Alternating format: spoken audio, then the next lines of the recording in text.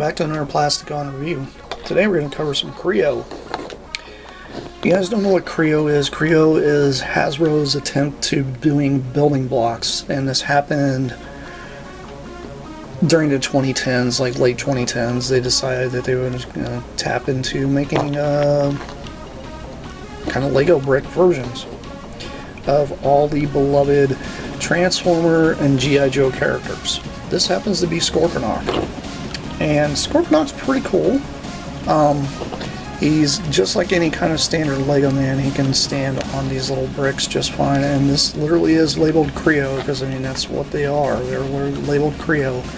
And if you look on the top, it doesn't really have any markings or anything. And it's got this weird stamping on the back, which I don't know why Hasbro's been doing that lately. I'm tired of seeing stamping like this. If you're going to put stamping on something, put it somewhere where it's not obvious.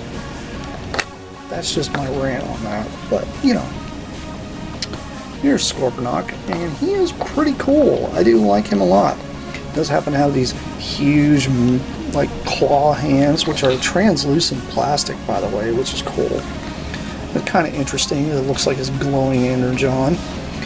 But, you know, he's just a scorpion man. And he's got this big, huge tail piece here that can kind of come down.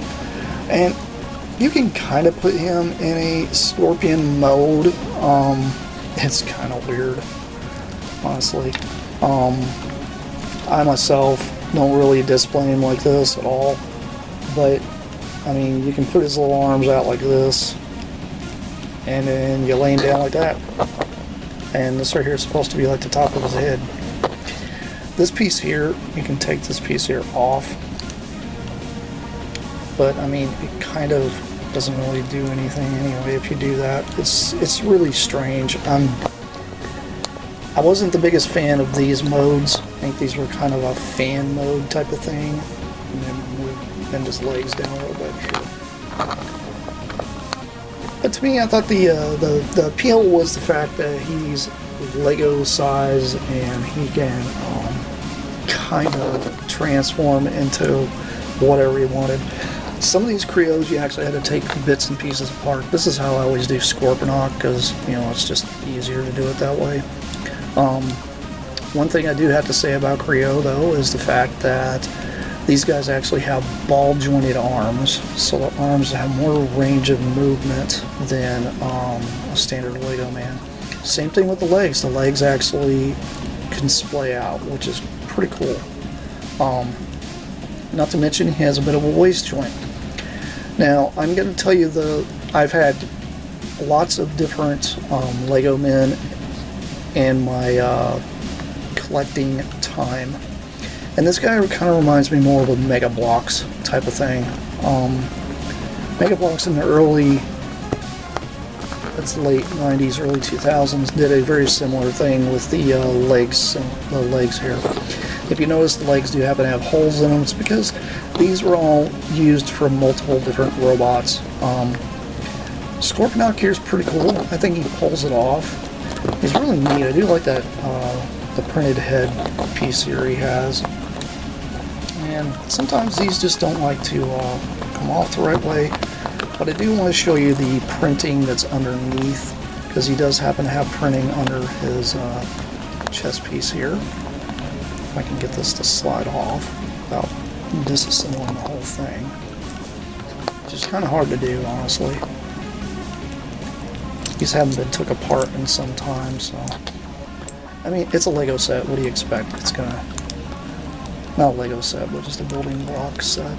I don't want to say it's Lego, but to be honest, these things were not the cheapest, but yet they weren't the most expensive sets on the shelf. There we go, it's kind of tight, but you can see that's the chest piece, which does look like Scorponok's chest piece somewhat.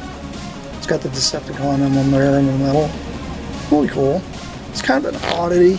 I know some people out there raved about these when they came out. They were all about them. I myself had a few. They were okay. Probably not my favorite thing, because I am more into the standard Lego man. But they're really, really neat. To give you a bit of a size comparison, here he is, world's smallest Optimus Prime. And here he is with G2 GoBot Soundwave. Just to kind of show you, he's not a very big guy. I'll even take him off the stand here. You guys can get a better look at that. And these guys didn't really like to stand up on their own very well. It's a good thing this guy's got a tail, because that'll help. Yeah, Kreo isn't bad. I'm one of these kind of people that I think it's cool that they try to integrate as many pieces as they possibly could into a tiny robot that you build. And I'm not against that because it kind of adds to creativity, because I love creativity. But I also think it kind of limited these guys just a little bit, because they just kind of, oh, you gotta buy this figure, you gotta buy that figure. I know some of these guys were exclusives and stuff like that throughout the years, and they have all different kinds of versions, and some of these guys actually showed up in dollar stores, which was cool.